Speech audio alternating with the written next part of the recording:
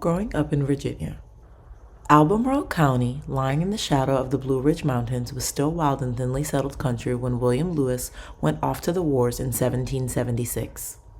He left his young wife with their children, Jane and Meriwether, at the family home on Locust Hill by Ivy Creek near Charlottesville.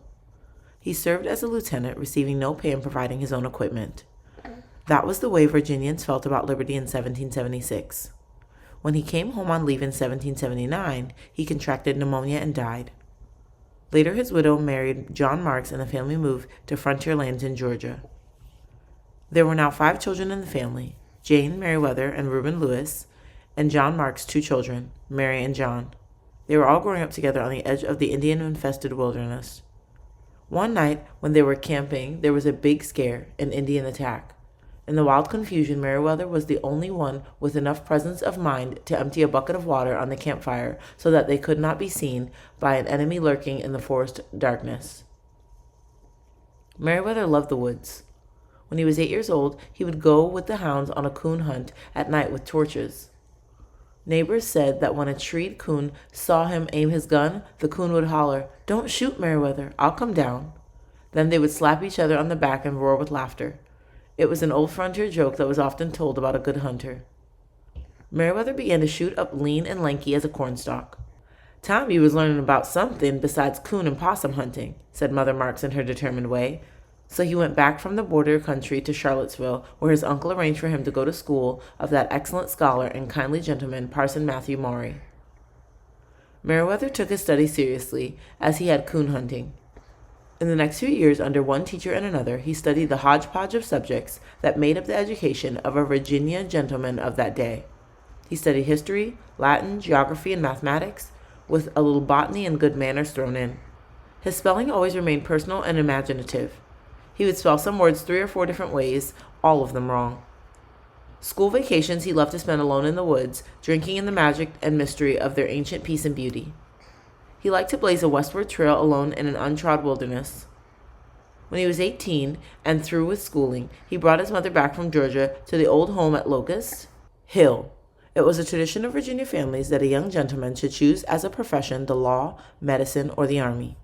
His father had been a soldier, so Meriwether decided on the army. School of Experience.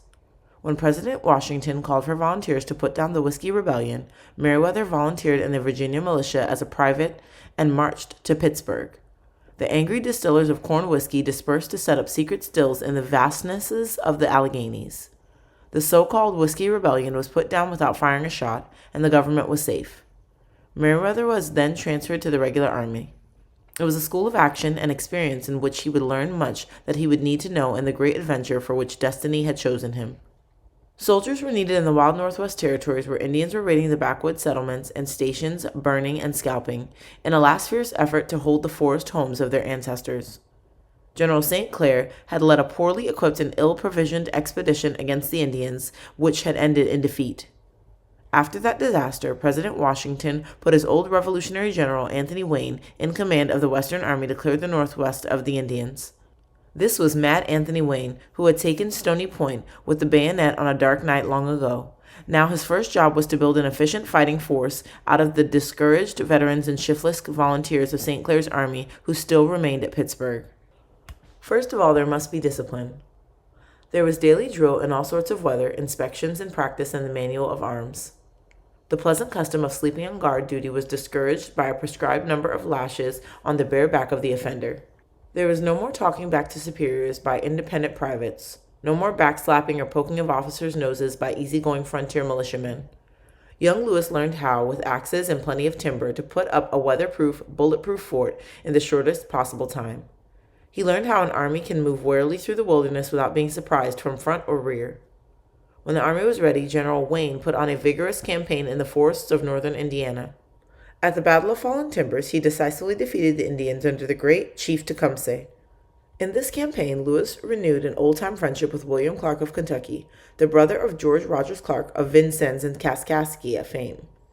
Lewis was assigned to the chosen rifle company which Clark commanded. They were a pair of tall, handsome soldiers, cool and proud fighters, as well as courteous gentlemen with the gaiety of their exuberant Virginia blood. Both were experts with rifles and horses and gallant and chivalrous with the girls. They could give and take orders and carry out assignments with thoroughness and efficiency. They had the same tastes and background, with enough temperamental differences to make interesting companionship. The redhead Clark was sociable and direct, a frontiersman born and bred. Lewis was of a complex nature, sometimes moody and introspective. Lights and shadows moved behind the deep-set gray eyes that looked out under a long forelock. His long, sharp nose and sensitive mouth reminded some of his friends of the pictures of Napoleon. Clark soon left the army and returned to Louisville. Lewis remained, to be promoted to captain, serving as paymaster for his regiment. His duties took him up and down the Mississippi and Ohio rivers and through the Northwest wilderness to outlying army posts. He liked the order and discipline of army life, and travel through the wild country gave variety and adventure to the dullness of army routine. Coming back to Pittsburgh headquarters in February 1801, he found a letter awaiting him. His eyes glowed as he read. Your knowledge of the Western country and of the Army and of its interests and relations has rendered it desirable for public as well as private purposes that you should be engaged in that office. If these or any other views which your own reflections may suggest should present the office of my private secretary as worthy of acceptance, you will make me happy in accepting it. It has been solicited by several, who will have no answer till I hear from you. Should you accept, it would be necessary that you should wind up whatever affairs you are engaged in as expeditiously as your own and the public interest will admit, and repair to this place. And that immediately on receipt of this you inform me by letter of your determination. It would be necessary that you wait on General Wilkinson and obtain his approbation and his aid in making such arrangements as may render your absence as little injurious to the service as may be. I wrote him on this subject. Accept assurances of the esteem of dear sir, your friend and servant, Thomas Jefferson. Lewis accepted at once. After winding up his army affairs, he rode off on the long, rough road across Pennsylvania to Washington. He wondered if this could really be happening to him, or if it was only a dream, that he was to be the trusted friend of his boyhood hero and secretary to the President of the United States of America. For 10 years and more, the president and his young secretary had shared the dream of an expedition of discovery and exploration beyond the Mississippi, across the unknown western wilderness to the Pacific. Now they spent hours together, planning the details that would make it a reality. From secret sources somewhere in the mysterious Stony Mountains, two great rivers flowed east and west. The Missouri wound eastward like a great snake across the vast plains to the Mississippi. The Columbia rushed down the western slopes to the Pacific Ocean. Perhaps these rivers made an almost continuous waterway across the continent.